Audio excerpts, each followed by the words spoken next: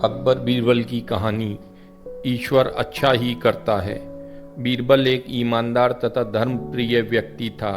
वह प्रतिदिन ईश्वर की आराधना बिना नागा किया करता था। इससे उसे नैतिक व मानसिक बल प्राप्त होता था। वह अक्सर कहा करता था कि ईश्वर जो कुछ भी करता है मनुष्य के भले के लिए ही करता है। कभी कभी हमें ऐसा लगता है कि ईश्वर हम पर कृपा दृष्टि नहीं रखता, लेकिन ऐसा होता नहीं। कभी कभी तो उसके वरदान को भी लोग शाप समझने की भूल कर बैठते हैं। वह हमको थोड़ा पीड़ा इसलिए देता है ताकि बड़ी पीड़ा से बच सकें। एक दरबारी को बीरबल की ऐसी बातें पसंद ना आती थीं।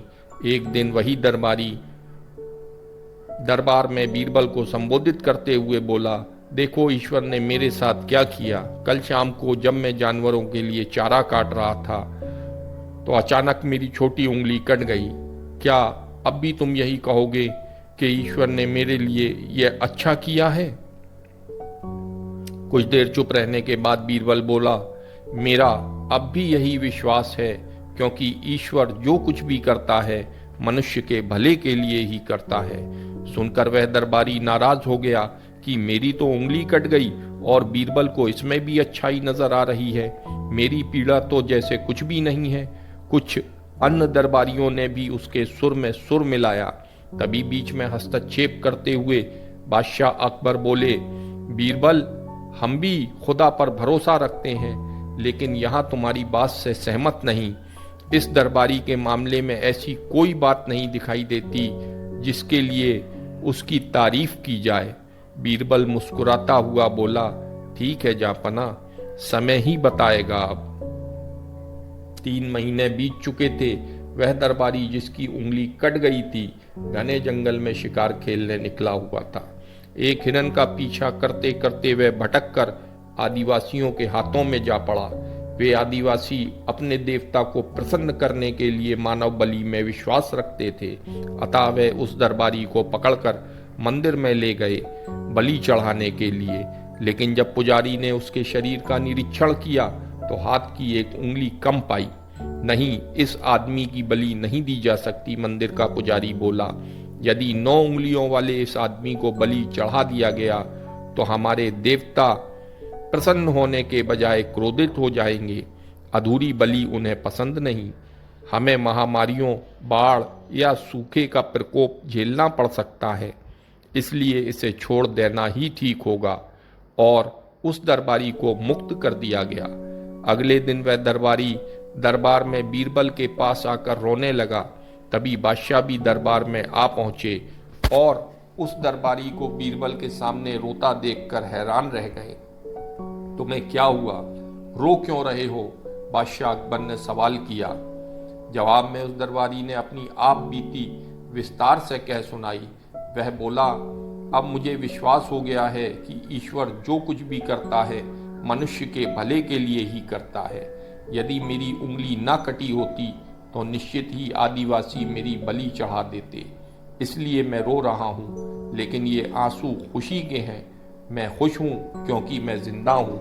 बीरबल के ईश्वर पर विश्वास को संदेह से की दृष्टि से देखना मेरी भूल थी। अकबर ने मंद मंद मुस्कुराते हुए दरबारियों की ओर देखा जो सिर झुकाए चुपचाप खड़े थे। अकबर को गर्व महसूस हो रहा था कि बीरबल जैसा बुद्धिमान उसके दरबारियों में से एक है। अकबर बीरबल की कहानी। ऊंट की गर्दन। अकबर बीरबल की हाजिर जवाबी के बड़े कायल थे। एक दिन दरबार में खुश होकर उन्होंने बीरबल को कुछ पुरस्कार देने की घोषणा की, लेकिन बहुत दिन गुजरने के बाद भी बीरबल को पुरस्कार की प्राप्ति नहीं हुई। बीरबल बड़ी ही उलझन में थे कि महाराज को याद दिलाएं तो कैसे। एक दिन महाराजा अकबर यमुना नदी के किनारे शाम की सैर पर निकले। बीरबल उनके साथ थे। अकबर ने वहां एक ऊंट को घूमते देखा।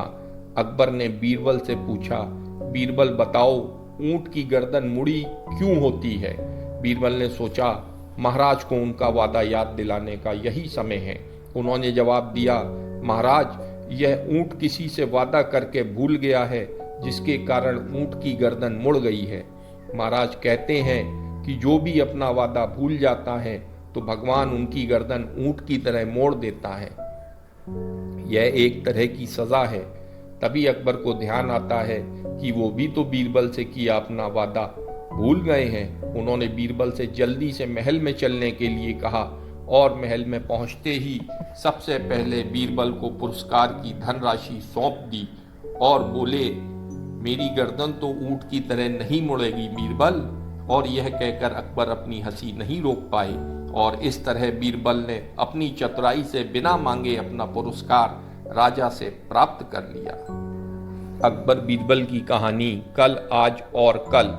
एक दिन बादशाह अकबर ने ऐलान किया, जो भी मेरे सवालों का सही जवाब देगा उसे भारी इनाम दिया जाएगा। सवाल कुछ इस प्रकार से थे, ऐसा क्या है जो आज भी है और कल भी रहेगा? ऐसा क्या है जो आज भी नहीं है और कल भी नहीं होगा? तीसरा सवाल, ऐसा क्या है जो आज तो है लेकिन कल नहीं होगा? इन तीनों सवालों के उदाहरण सहित जवाब देने थे। किसी को भी चतुराई भरे इन तीनों सवालों का जवाब नहीं सूझ रहा था। तभी बीरबल बोला, हुजूर, आपके सवालों का जवाब मैं दे सकता हूँ, लेकिन इसके लिए आपको मेरे साथ शहर का दौरा करना होगा, तभी आपके सवाल सही ढंग से हल हो पाएंगे। अकबर और बीरबल ने वेश बदला और सूफियों का ताना बाना पहनकर निकल पड़े। कुछ ही देर में वे बाजार में खड़े थे। फिर दोनों एक दुकान में घुस गए। बीरबल ने दुकानदार से कहा, हमें बच्चों की पढ़ाई के लिए मदरसा बनाना है, तुम हमें इसके लिए 1000 रुपए दे दो। जब दुकानदार ने अपने मुनीम से कहा कि इन्हें 1000 रुपए दे दो, तो बीरबल बोला, जब मैं तुमसे रुपए ले रहा होऊंगा तो तुम्हारे सिर पर जूता मारूंगा, हर 1 रुपए के पीछे 1 जूता पड़ेगा, बोलो तैयार हो? यह सुनते ही दुकानदार के नौकर का पारा चढ़ गया और वह बीरबल से 2-2 हाथ करने आगे बढ़ आया। लेकिन दुकानदार ने नौकर को शांत करते हुए कहा, मैं तैयार हूं, लेकिन मेरी भी एक शर्त है, मुझे विश्वास दिलाना होगा कि मेरा पैसा इसी नेक काम पर खर्च होगा। ऐसे कहते हुए दुकानदार ने सिर झुका दिया और बीरबल से बोला कि जूता मारना शुरू करें। तब बीरबल व अकबर बिना कुछ कहे सुने दुकान से बाहर निकल आए। दोनों चुपचाप चले जा रहे थे। तभी बीरबल ने अपना मौन तोड़ा और बोला, बंदा परवर, दुकान में जो कुछ हुआ उसका मतलब है कि दुकानदार के पास आज पैसा है और उस पैसे को नेक कामों में लगाने की नीयत भी है, जो उसे आने वाले कल में नाम देगी। इसका एक मतलब यह भी है, अपने नेक कामों से वह जन्नत में अपनी जगह पक्की कर लेगा। आप इसे यूं भी कह सकते हैं कि जो उसके पास आज है कल भी उसके साथ होगा। ये आपके पहले सवाल का जवाब है। जो कुछ आज है कल भी होगा। फिर वे चलते हुए एक भिखारी के पास पहुंचे। उन्होंने देखा कि एक आदमी उसे खाने को कुछ दे रहा है और वह खाने का सामान उस भिखारी की जरूरत से कहीं ज्यादा है। तब बीरबल उस भिखारी से बोला, हम भूखे हैं, कुछ हमें भी दे दो खाने को। यह सुनकर भिखारी बरस पड़ा, भागो यहाँ से, जाने कहाँ कहाँ से आ जाते हैं मांगने। तब बीरबल बादशाह से बोला, यह रहा हुजूर आपके दूसरे सवाल का जवाब। यह भिखारी ईश्वर को खुश करना नहीं जानता। इसका मतलब यह है कि जो कुछ इसके पास आज है वो कल नहीं होगा। दोनों फिर आगे बढ़ गए। उन्होंने देखा कि एक तपस्वी पेड़ के नीचे तपस्या कर रहा है। बीरबल ने पास जाकर उसके सामने कुछ पैसे रखे। तब वह तपस्वी बोला, इसे हटाओ यहाँ से, मेरे लिए यह बेईमानी से पाया गया पैसा है, ऐसा पैसा मुझे नहीं चाहिए। अब बीरबल बोला, हुजूर, इसका मतलब यह हुआ कि अभी तो नहीं है लेकिन बाद में हो सकता है।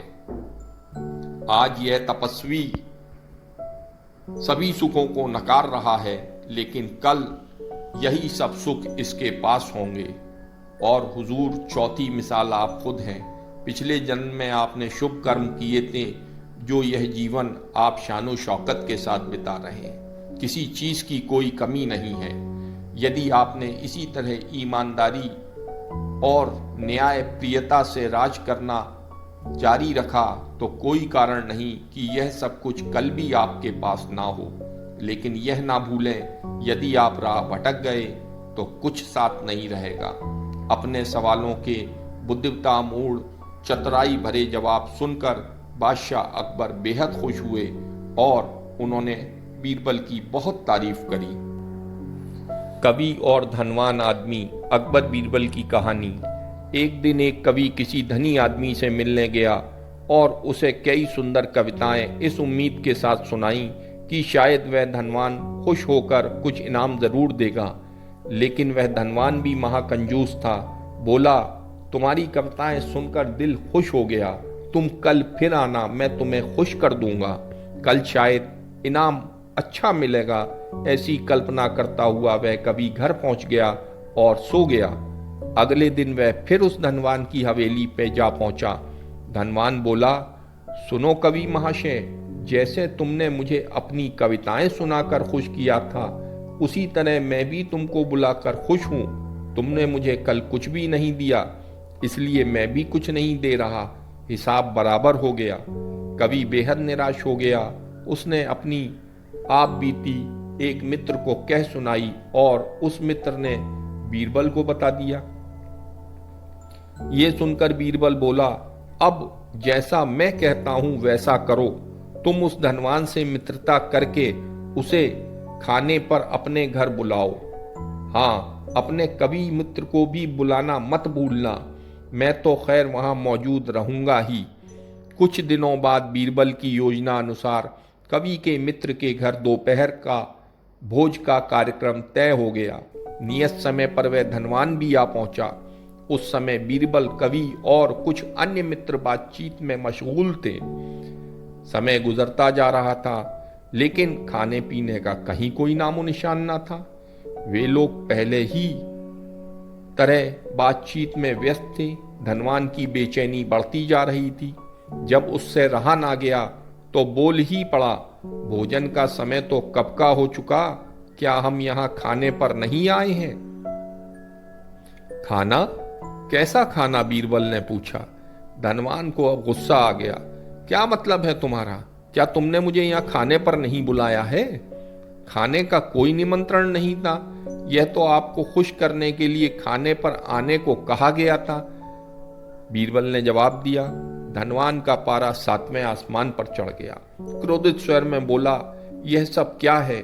इस तरह किसी इज्जतदार आदमी को बेइज्जत करना ठीक है क्या? तुमने मुझसे धोखा किया है। अब बीरबल हंसता हुआ बोला, यदि मैं कहूं कि इसमें कुछ भी गलत नहीं तो तुमने इस कवि से यही कहकर धोखा किया था ना कि कल आना, सो मैंने भी यह कुछ ऐसा ही किया। तुम जैसे लोगों के साथ ऐसा ही व्यवहार होना चाहिए। धनवान को अब अपनी गलती का एहसास हुआ और उसने कवि को अच्छा इनाम देकर वहां से विदा किया। वहां मौजूद सभी लोग बीरबल को प्रशंसा भरी नजरों से देखने लगे। उम्मीद करता हूं मेरे प्यारे दोस्तों, आपको कहानियां पसंद आई होंगी। आप चैनल को सब्सक्राइब, लाइक और शेयर जरूर से करें।